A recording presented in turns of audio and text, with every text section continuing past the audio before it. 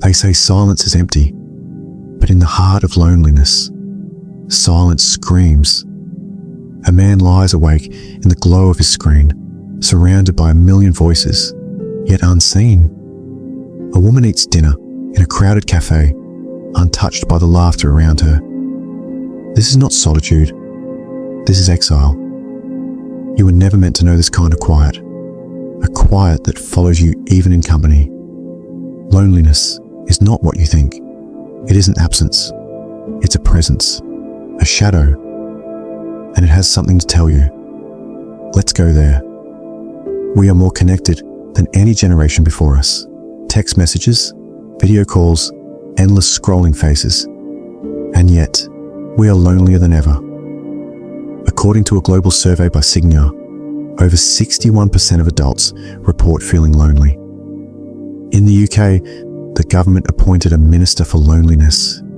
In Japan, kodokushi, the phenomenon of people dying alone and undiscovered for weeks, is an epidemic. This isn't just an emotional crisis, it's a physiological one.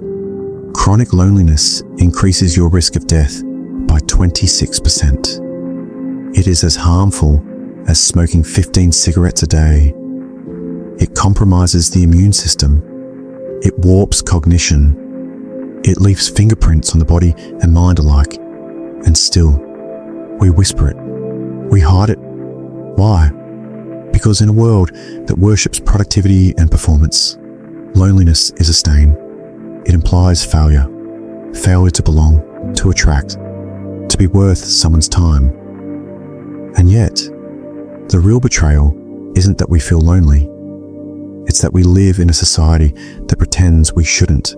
Look closer. The modern city is a maze of locked doors. We ride elevators in silence. We live in high rises with no knowledge of our neighbours. We've exchanged villages for inboxes and rituals for algorithms. We weren't designed for this. And yet, here we are. Loneliness is not a flaw in you. It is the echo of a world unbuilt. Rewind the clock 100,000 years. Your survival depended on others.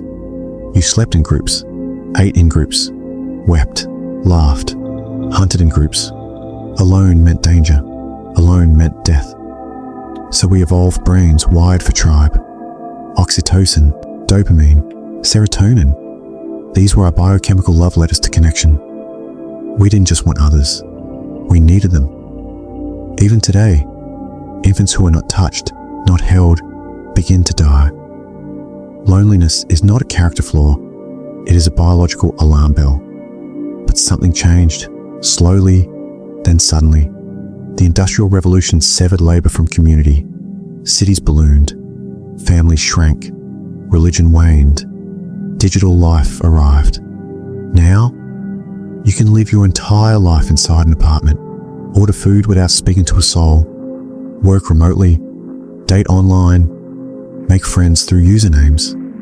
You can exist fully alone, and it feels like power, but it comes at a cost. Our evolutionary biology hasn't caught up. The ancient wiring still pulses, begging for eye contact, shared meals, tribal rituals. But those things have been replaced with pings, likes, and blue ticks. What we interpret as sadness is often simply this: our ancestors screaming inside us, confused by a world they didn't build. We are the first species to design an environment in total contradiction to its needs, and it's breaking us. Because in isolation, everything becomes heavier. Thoughts loop, time stretches, self-worth corrodes. We are social creatures, trapped in an individualistic fantasy. The dream of independence became a nightmare of separation. But maybe the point is not to go back.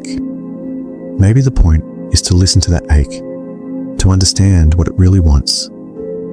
Because loneliness is not just a wound. It is an ancient compass pointing home. Sartre said, "Hell is other people, but in the absence of others, we meet another hell, the unfiltered self." Kierkegaard spoke of the sickness unto death, the despair of being unable to align the self with the self.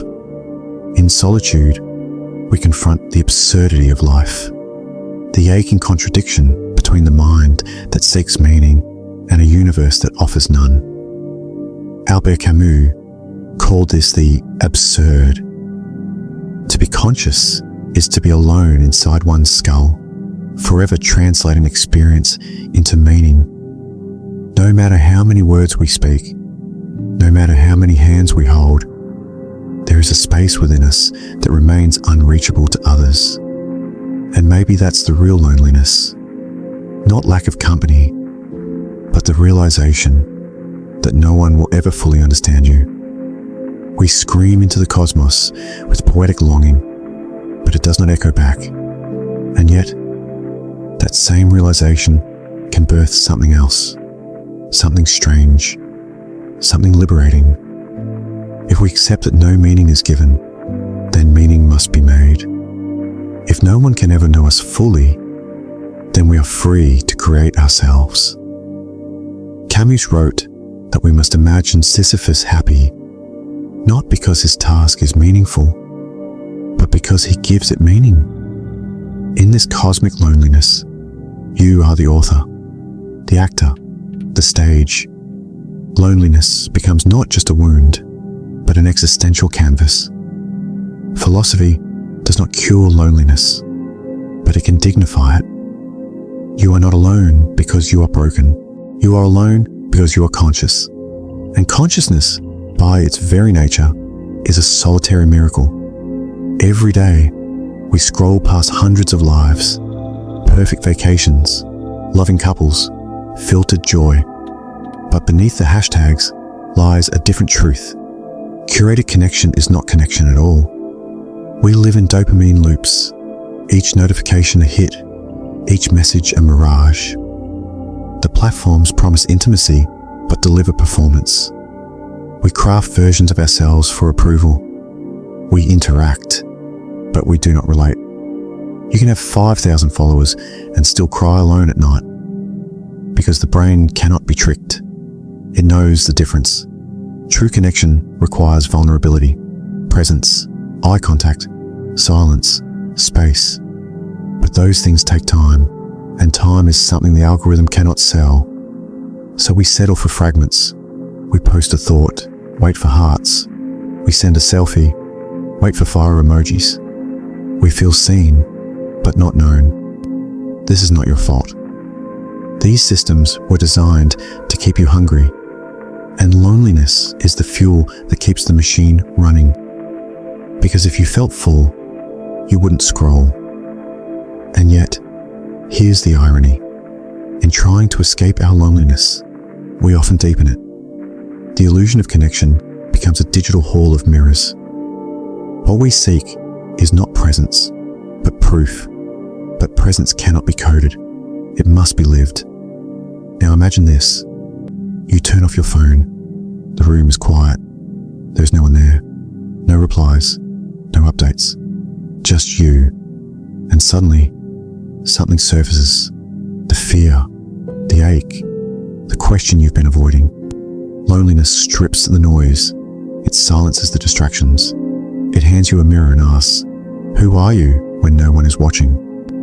It's uncomfortable because it is honest. There are no filters in solitude. No applause, no audience, only raw existence. And yet, there is power here, because in that silence, the self begins to speak. Not the curated self, not the performative one, the real one. Loneliness is not always an absence. Sometimes, it is a presence too deep for words, a space where truth has room to echo. We avoid it because it confronts us with the parts of ourselves we'd rather keep buried. But it is only in that confrontation that transformation begins. Loneliness is not the enemy. It is the initiation.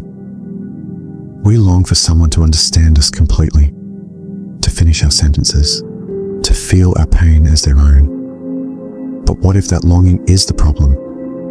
Maybe connection was never meant to be total. Philosopher Martin Buber described two ways of relating, I-it and I thou. I it sees the other as object and means to an end. I thou sees the other as sacred, separate, unknowable. In true connection, we don't fuse, we behold. Maybe the goal is not to be fully understood, but to be seen with reverence. We don't need someone to live inside our soul. We need someone who knocks gently on the door and waits. When we stop expecting connection to erase our loneliness, we may finally experience what real connection is. Not escape, but encounter. And in that realness, we find something unexpected.